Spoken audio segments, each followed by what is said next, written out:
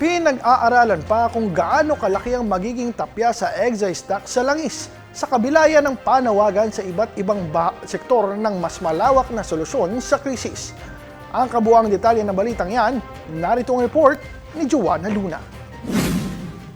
Isang araw matapos lagdaan ni Pangulong Ferdinand Marcos Jr. ang batas na nagbibigay sa kanya ng kapangyarihang suspindihin o bawasan ng excise tax sa langis, sinabi ng Malacanang na hindi pa tiyak kung gaano kalaki ang ipatutupad na bawas.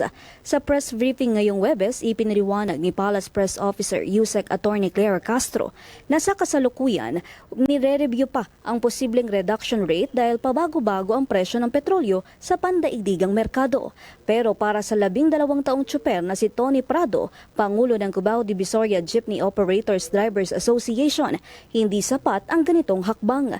Giit niya, mas kailangang ibasura ang Oil Deregulation Law at tanggalin ang VAT sa produktong petrolyo upang tunay na gumaan ang buhay ng mga driver at pasahero.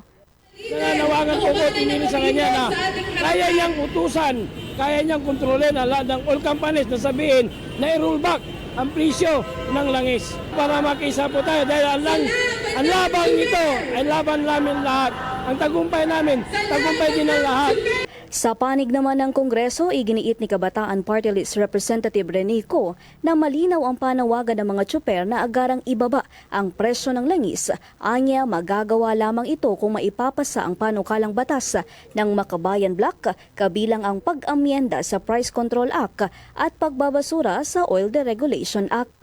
Ngayon po, kahit may hinihingi si Pangulong Marcos Jr. na emergency powers, hindi natin nakikita yung emergency action. Noong una po, to clarify, ang nangyayari so far ay wala pa ring pagsuspindi or pagbawas ng excise tax ayon sa niratsyada ng mga batas doon sa Kamara. At sa atin, kulang pa yon. Samantala, sa tanong kung masusundan pa ang kilos protesta sa mga susunod na linggo, sinabi ni Co na aantayin muna nila ang magiging desisyon ng mga transport group. Para sa DATV News, ako si Joanna Luna, nag-uulat.